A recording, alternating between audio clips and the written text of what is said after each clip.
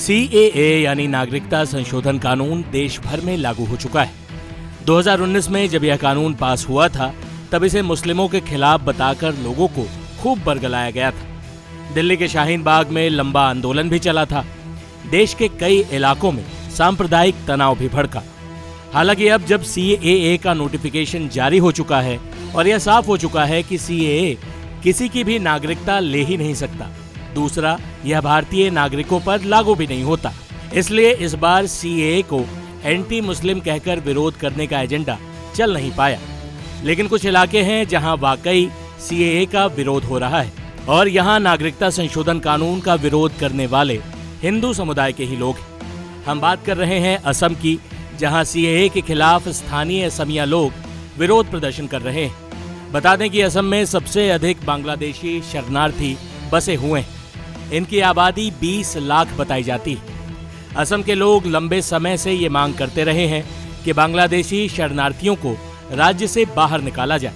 Assam accord समझौते में भी शरणार्थियों के सेटलमेंट की बात कही गई है। दरअसल असम के लोग असमिया संस्कृति बनाम बाहरी लोगों की संस्कृति की लड़ाई लड़ रहे हैं। इसके पीछे वजह धार्मिक नहीं बल्कि स्थानीयता का है। वही तमाम विपक्षी दलों ने भी असम में CAA के खिलाफ विरोध प्रदर्शन में हिस्सा लिया। सुनिए असम कांग्रेस की नेता ने विरोध प्रदर्शन पर क्या कहा। हमारा जो भाषा है, हमारा जो यूनिटी है, ये सब में जो दबाव डालने का जो प्रयास कर रहा है, ये सरकार का जो तानाशाही चल रहा है, इसका हम लोग खिलाफ कर रहा है। हमारा जो असम का जो 72 जो असमिया जो जाति हमारा कम्युनिटी है, इसको बस उन लोग को दबाव में रखने वाला जो काम कर रहे हैं उसका हम लोग खिलाफ कर रहा है।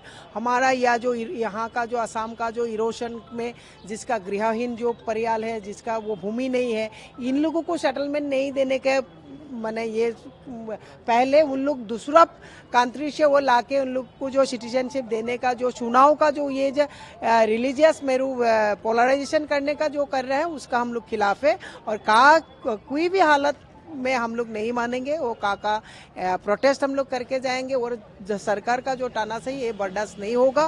पूरा असम का जितना जनता है जो असम के लिए अपना खून दे रहा है, असम के लिए जो ये उन लोग का जो कंट्रीब्यूशन है, कोई भी का को नहीं मानेगा। तो इसीलिए ये तानाशाही सरकार को इस बार चुनाव में भी लोग उसका खिलाफ मतदान करेगा लगता है। वैसे भी जानकारों की माने तो CAA के विरोध का वाकई तार्किक आधार अगर किसी के पास है तो वो है नॉर्थ ईस्ट के राज्य, जिनका यह डर लाजमी है कि अगर इतनी बड़ी संख्या में इन राज्यों में बसे अवैध शरणार्थियों को नागरिकता दे दी गई तो उन राज्यों की अपनी संस्कृति पर प्रवासियों की छाप स्थापित हो जाएगी। असम के अलावा त्रिपुरा, मेघालय जैसे राज्य हों या मणिपुर और नागालैंड, जहां पड़ोसी देश म्यांमार से भी बड़ी संख्या में अवैध प्रवासियों के बसे होने की खबरें और जातीय संघर्ष की घटनाएं सामने आती रहती हैं। असम के लोग तर्क भी देते हैं कि त्रिपुरा की संस्कृति प्रवासियों के कारण बदल चुकी है। वो असम में ये स्थिति नहीं चाहते। हालांकि केंद्र सरकार ने चुनावों में जाने से पहले CAA का नोटिफिकेशन जारी कर अपनी मंशा साफ कर दी है कि अब सरकार किसी के दबाव में नहीं आने वाली। टाइम्स नाउ नव भारत डिजिटल की रिपोर्ट।